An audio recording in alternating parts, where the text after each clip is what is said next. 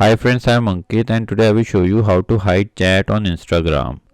Friends, due to some reason, if you want to hide someone's Instagram chat, then you simply need to open your Instagram app. Now here in your Instagram app, you need to press on the message icon. Now suppose I want to hide chat from this person,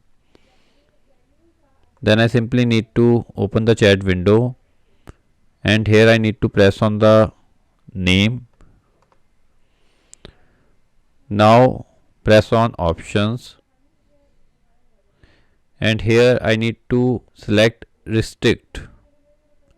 By selecting restrict, all the chats of this person will disappear from the main window.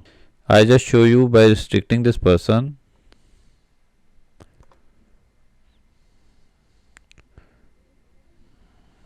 Now press on the back arrow.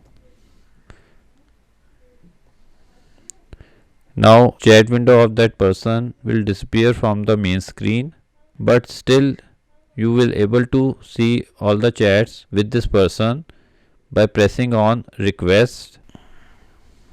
Now here you will find the chat window. Press on it to open the chat window.